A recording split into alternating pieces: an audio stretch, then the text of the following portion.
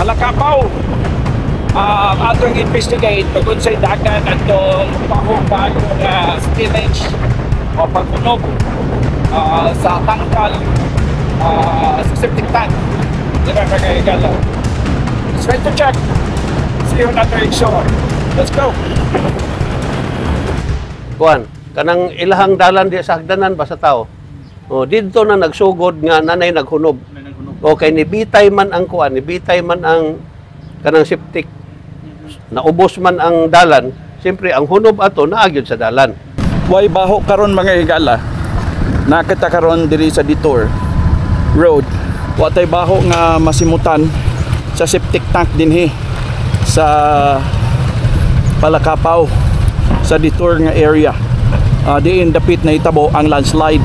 Moingon lang ko sa mga lumalabay din nga ilahalang untang masabtan sa pagkakaron kay wala man na dili man gid na siya maoy original nga plano nga mao nay agianan. That is only ko ala na siya temporary access road. Walay baho man mga igsuon apan kagabi gipadlak o gipaundang ang operation sa tindahan nga diin mao'y nagamit sa usa ka septic tank mga higala dinhi sa area. Thank you. Ato alang kuan. Ato akong sakuan pa agwantahon nato na kaysa moagi ta atong perting layo Pero actually karon murag dili na mo makabahoan na kay gilihok na sa tag-iya sa yuta. Watay baho nga masimutan sa septic tank dinhi sa Palakapaw sa detour nga area. Diin dapit na itabo ang landslide. Dayon sa ato lang nga unta inyohang sabton ang sitwasyon kun ugaling ingon ana sa pagkakaron ang inyohang panimhot dinha sa ato ang area. Dayon ako lang pod nga mensahe sa ato ang ahensya sa DPWH nga unta ayaw ninyo pasagdi ang tag-iya sa yuta. Kaysa panahon nga pagkaputol sa dalan walay giingon ninyo nga private road na kundili gamiton sa gobyerno tungod kay nagkinahanglan og agianan. Nya sa pagkakaroon nga nanay problema ang ato ang tag-iya sa yuta inyohan ang biyaan sa inyohang katungod nga inyoha maginang katungod diha dapat inyohan na untang tabangan pod nga mahiluna ng ato ang tag-iya sa yuta dinha nga matabangan siya sa iyang problema para makabuhat siya laing septic tank.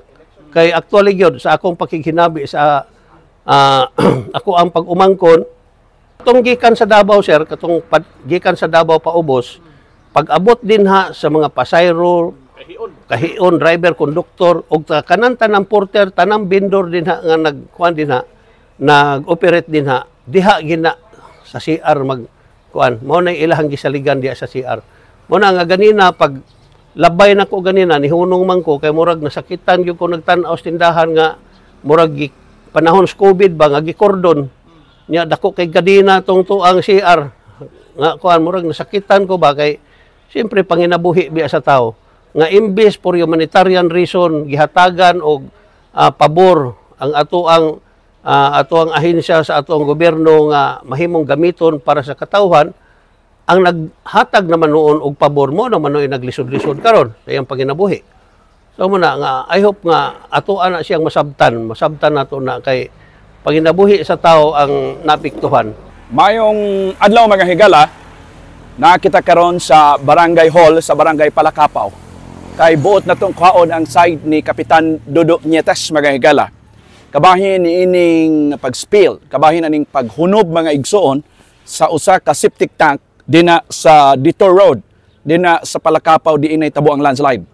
So kasamtangan sa Kapitan, yang kahinabi si Udain Nyere ang tag-iya sa tindahan nga gipaksirado. Gi-close ang tindahan nga diin usa sa mga tinubdan sa septic tank sa maong lugar. Kagabi mga igsoon gipasuyupan o pinagi sa Poso Negro ang mao nga septic tank. Gisuyop mga higala gikan sa Valencia ang nagserbisyo. Tabat mga igsoon kapin og kulang 7,000 way labot sa medisina nga gitambal para mawala ang baho sa mao nga septic tank. So mao na ang ato ang update dinhi karon. Nakita mga higala sa Barangay Palakapaw, sa Barangay Hall mismo. napay kahinabi sa kapitan atong gipaabot-abot ay para makahatag siya statement mga higala kabahin ining kasikas baho kayo niadto nakalabayng adlaw apan karon sa among paglili wa nay baho kay gipasuyupan na mga higala ang maong lugar. Standby atong paminahon ang ilang pamahayag. Dili lalim kung ang panginabuhi sa tao na may maapektuhan. So kanala sir, daghan kayong salamat ug kuan kanang ilahang dalan di sa hagdanan ba sa tao. O didto na nagsugod nga nanay naghunob. Okay, nibitay man ang kuan, nibitay man ang kanang septic. Naubos man ang dalan, siyempre ang hunob ato naagyod sa dalan. Oh, mo nang usana din na, mo nang makaingon ko nga moingon lang ko sa mga lumalabay din na nga ilahalang untang masabtan sa pagkakaron kay wala man na dili man gid na siya maoy original nga plano nga mao nay agianan. That is only ko ala na siya temporary access road. Okay, sa ato ang mga katawhan nga lumalabay din ha sa amo ang lugar sa overview kanang atong naputol din ha nga dalan nga unta kung unsa may inyong mabahuan din ha sa panahon nga molabay ta din ha ato alang kuan ato akong sakuan pa agwan tahon nato na kaysa moagi ta atong perting layo pero actually karon murag dili na mo makabahuan na kay gilihok na sa tag-iya sa yuta. Oh, dayon sa ato lang nga unta inyong sabton ang sitwasyon kung ugaling ingon ana sa pagkakaron ang inyong panimhot dinha sa ato ang area. Dayon ako lang pod nga mensahe sa ato ang ahensya sa DPWH nga unta ayaw ninyo pasagdi ang tag-iya sa yuta. Kaysa panahon nga pagkaputol sa dalan walay giingon ninyo nga private road na kundi gamiton sa gobyerno tungod kay nagkinahanglan og agianan. Niya sa pagkakaroon nga nanay problema ang ato ang tag-iya sa yuta inyohan ang biyaan sa inyohang katungod. Nga inyoha maginang katungod diha dapat inyohan na untang tabangan pod nga mahiluna ng ato ang tag-iya sa yuta dinha nga matabangan siya sa iyang problema para mo makabuhat siya laing septic tank. Kay actually gyud sa akong pakikinabi sa ako ang pag-umangkon gani murag gitago-tago lang na karon sa ato ang kontraktor dinha sa Gamulo nga motabang sila kay siguro luoy sila pero actually ang DP murag kung sa tinor pa sa tag-iya sa yuta murag dili sila manghilabot kay kuno private road. So gamay lang kay kapag isabisyuhan ana nga mga septic tank o CR kanang kinatibukan nga mga na-stranded diha driver.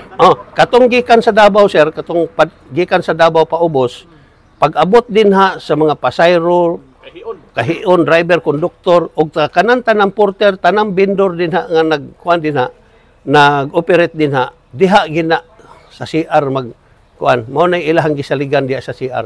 Mo na nga ganina pag labay na ko ganina nihunong man ko kay murag nasakitan gyud ko nagtan-aw sa tindahan nga murag panahon sa COVID ba nga gikordon nya dako kay gadina tong tuang CR nga kuan murag nasakitan ko ba kay siyempre panginabuhi biya sa tao.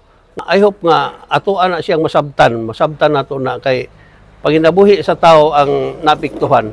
So hinaot nga ang ato ang taga DPWH makadungog aning ato karong paghihinabi ngonta maminaw sila kay dili lalim kung ang panginabuhi sa tao na may maapektuhan. Si Jovelyn Obsiuma, kagawad sa Barangay Palakapaw. Kagawad, unsa may imong naobserbahan sa dihang wa na CR magamit ang mga katawhan diha sa utlanan sa sa labayanan diha sa mga pasahero sa public transport Palakapaw?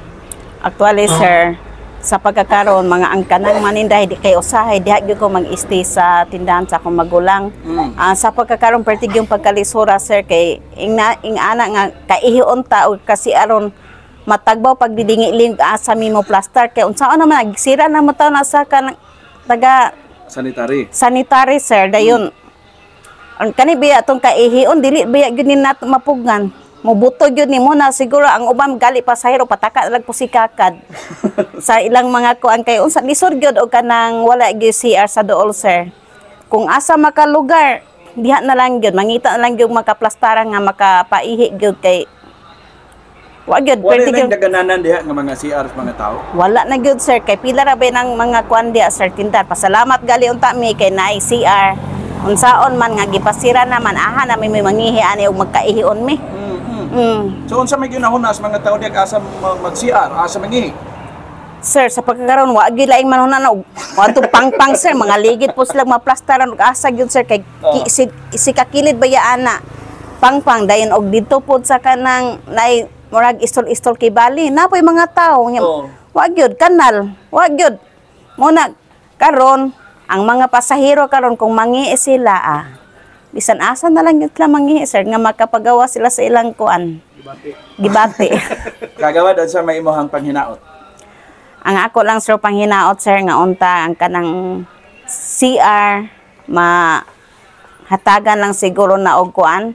Ma-open na nila. Anoon ang tagya ng kanang store nagpakalot na pud sila og laing nga kibali septic siguro posible mapila ka adlaw na napod na next CR kuan papahigayon. Wa kay na dunggan diha nga magdala na lag ani Rola.